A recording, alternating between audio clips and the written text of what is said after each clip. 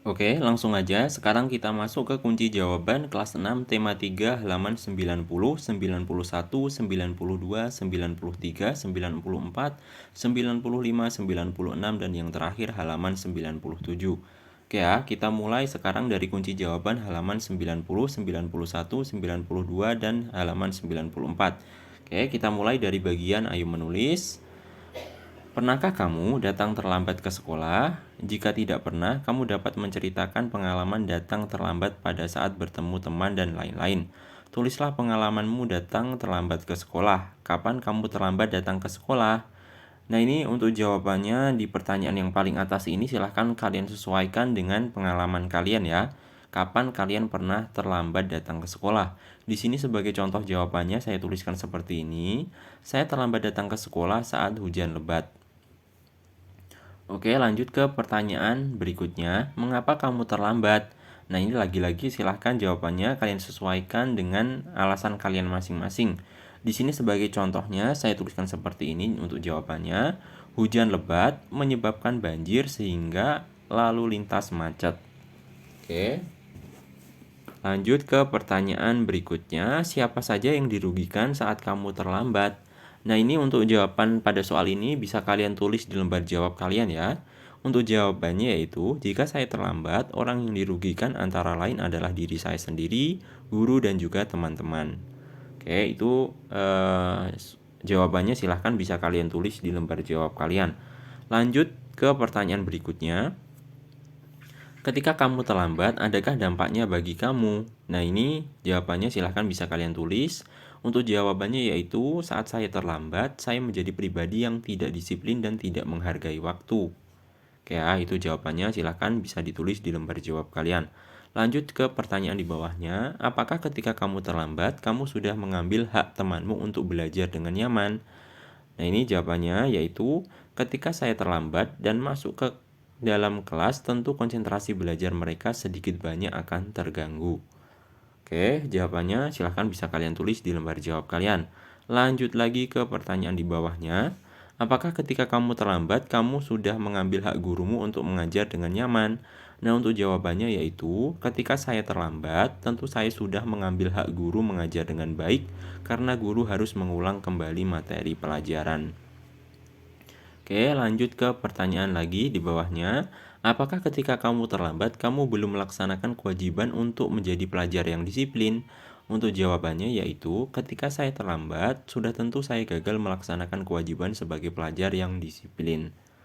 Oke, lanjut lagi, masih ada pertanyaan di bawahnya. Apa yang menjadi rencanamu supaya kamu tidak terlambat lagi? Nah, untuk jawabannya bisa kalian sesuaikan dengan rencana kalian ya. Di sini sebagai contoh saya tuliskan seperti ini. Rencana saya agar tidak terlambat lagi adalah tidur lebih cepat, mempersiapkan semua peralatan sekolah di malam hari sebelum tidur, berangkat lebih awal agar terhindar macet dan lain sebagainya. Oke ya. Lanjut sekarang kita ke bawahnya. Datang tepat waktu ke sekolah adalah salah satu kewajiban kita sebagai pelajar. Ketika kita tidak melaksanakan kewajiban itu akan membuat orang di sekitar kita menjadi tidak nyaman. Ayo laksanakan kewajibanmu dengan tanggung jawab ya. Amatilah gambar-gambar berikut, apakah mereka sudah melaksanakan kewajibannya dengan tanggung jawab? Apa dampak dari yang mereka lakukan? Nah, ini ada gambar nomor 1, 2, dan 3. Nah, ini jawabannya saya sediakan dalam bentuk tabel ya. Silahkan kalian bisa salin jawaban ini di lembar jawab kalian. Untuk jawabannya sebagai berikut. Untuk pertanyaan yang bagian paling atas, apa kewajiban kita sebagai pelajar? Untuk gambar nomor 1, menjaga kebersihan sekolah. Gambar 2, belajar dengan sungguh-sungguh. Untuk nomor 3, mengerjakan tugas secara berkelompok. Nah, ini silahkan bisa kalian salin jawabannya di lembar jawab kalian. Lanjut ke pertanyaan yang berikutnya, apakah mereka sudah melaksanakan kewajiban sebagai pelajar? Untuk gambar 1 belum, gambar 2 belum, gambar 3 juga belum. Oke ya, lanjut ke pertanyaan berikutnya, apa dampak bagi diri sendiri?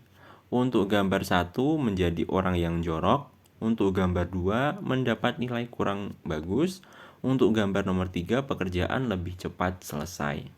Oke, itu adalah jawabannya. Bisa kalian tulis di lembar jawab kalian. Lanjut ke pertanyaan berikutnya, apa dampak dari tindakan yang mereka lakukan bagi lingkungan? Untuk gambar 1, lingkungan menjadi kotor dan menjadi sumber penyakit. Untuk gambar 2, kegiatan belajar mengajar terganggu. Untuk gambar 3, memperkuat persatuan dan kesatuan.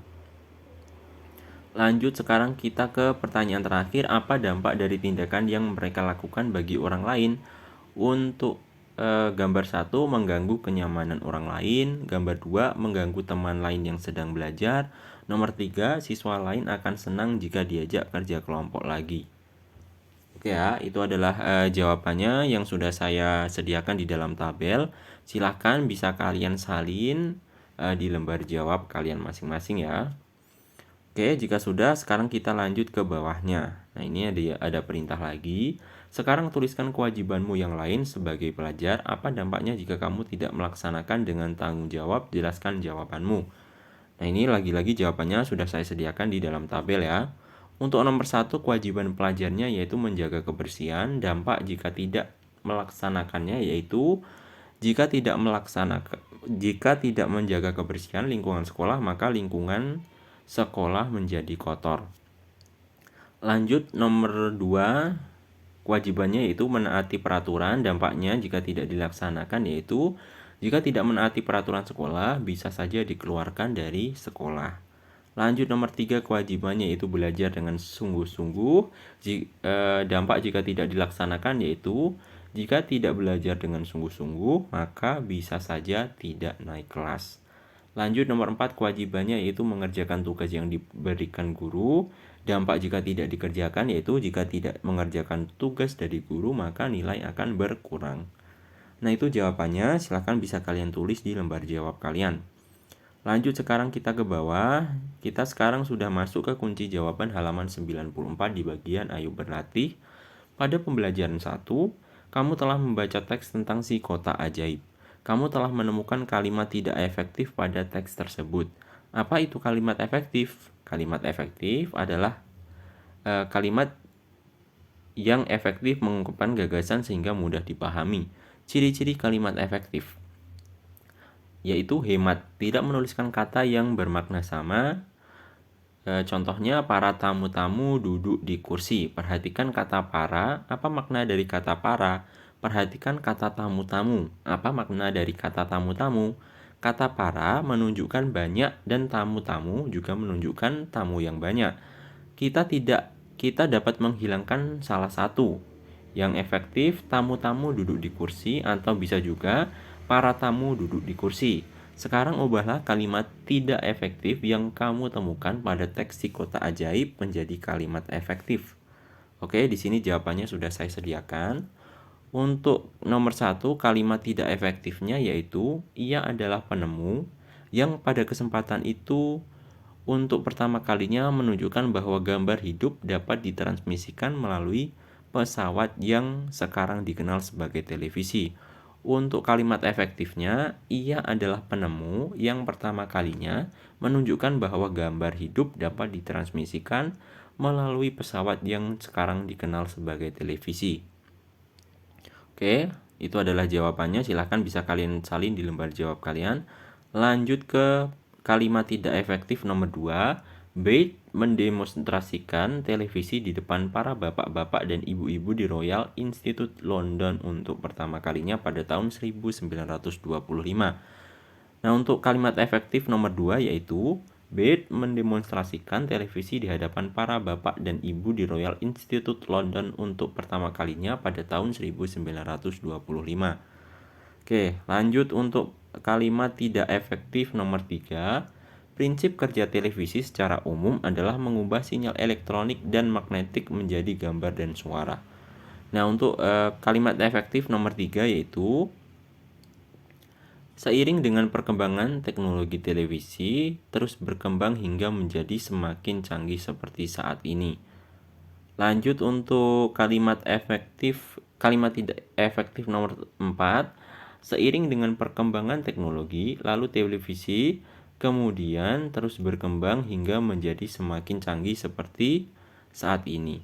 Nah, mohon maaf ya, ini sepertinya kebalik. Harusnya kalimat yang tidak efektif nomor 4 ini ditaruhnya di nomor 3, sedangkan untuk nomor 3 ini ditaruh nomor 4 ya. Jadi terbalik, silahkan bisa kalian balik sendiri. Oke, lanjut untuk kalimat efektifnya. Prinsip kerja televisi secara umum adalah mengubah sinyal elektronik dan magnetik menjadi gambar serta suara. Oke, saya ingatkan, silahkan kalian bisa balik ya. Ini yang nomor 3 untuk kalimat tidak efektif, kalian balik ke nomor 4. Untuk nomor 4 kalian bisa balik ke nomor 3. Oke ya, ini terbalik. Oke, silahkan jawaban tersebut kalian tulis di lembar jawab kalian. Selanjutnya kita lanjut ke bawahnya. Di sini ada perintah tukarkan jawabanmu dengan seorang teman. Apakah hasilnya sama? Identifikasi lagi semua tulisanmu pada pertemuan ini. Carilah kalimat yang masih belum efektif, ubahlah menjadi kalimat efektif.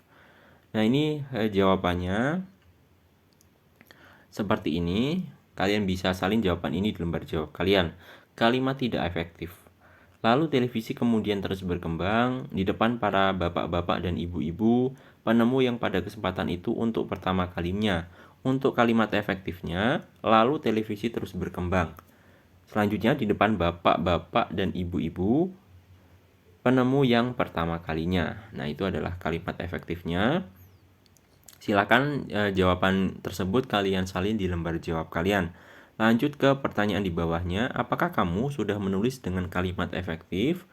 Kalian bisa menjawabnya seperti ini. Ya, saya sudah membuat kalimat efektif. Selanjutnya, pertanyaan di bawahnya, bagian mana dari tulisanmu yang masih perlu diperbaiki? Jawabannya yaitu tidak ada yang perlu diperbaiki. Oke, sekarang kita lanjut ke kunci jawaban halaman 95, 96, dan 97 di bagian ayo mencoba. Oke, mari kita baca ya. Dengan ditemukannya jam membuat kita menjadi pribadi yang disiplin waktu, kamu juga harus terus berusaha untuk disiplin waktu menyelesaikan tugas-tugasmu. Ayo lakukan eksplorasi berikut dengan disiplin. Pada pertemuan sebelumnya, kamu sudah belajar tentang keliling lingkaran dan menemukan hubungannya dengan diameter dan pi. Pertemuan kali ini kita akan belajar tentang luas lingkaran. Daerah yang dibatasi oleh kurva lingkaran dapat disebut sebagai luas daerah lingkaran. Lakukan eksplorasi berikut. Gambarlah 3 lingkaran dengan ukuran yang sama pada kertas. Guntinglah kertas tersebut. Untuk lingkaran 1, lipat lingkaran menjadi 8 bagian sama besar, susunlah seperti bentuk berikut. Lanjut kita ke bawahnya, di sini ada pertanyaan, bentuk apa yang kamu lihat? Nah, untuk jawabannya yaitu bentuk menyerupai persegi panjang. Apakah kamu dapat memperkirakan luasnya? Jawabannya yaitu luas lingkaran adalah panjang kali lebar atau pi r dikali r atau pi r kuadrat. Oke, itu jawabannya. Lanjut ke lingkaran 2. Lipat lingkaran menjadi 16 bagian yang sama besar, susunlah seperti bentuk berikut, tulislah ukuran sisinya seperti lingkaran 1. Nah, ini ada gambarnya untuk lingkaran 2. Bentuk apa yang kamu lihat? Nah, untuk jawabannya yaitu bentuk menyerupai persegi panjang. Apakah kamu dapat memperkirakan luasnya? Nah, untuk jawabannya yaitu luas lingkaran adalah panjang kali lebar atau pi r kali r atau pi r kuadrat. Lanjut untuk lingkaran nomor 3. Lipat lingkaran menjadi 32 bagian yang sama besar, susunlah seperti bentuk berikut, tulislah ukuran sisinya seperti lingkaran 1. Nah, ini ada pertanyaan lagi, bentuk apa yang kamu lihat? Jawabannya yaitu bentuk menyerupai persegi panjang.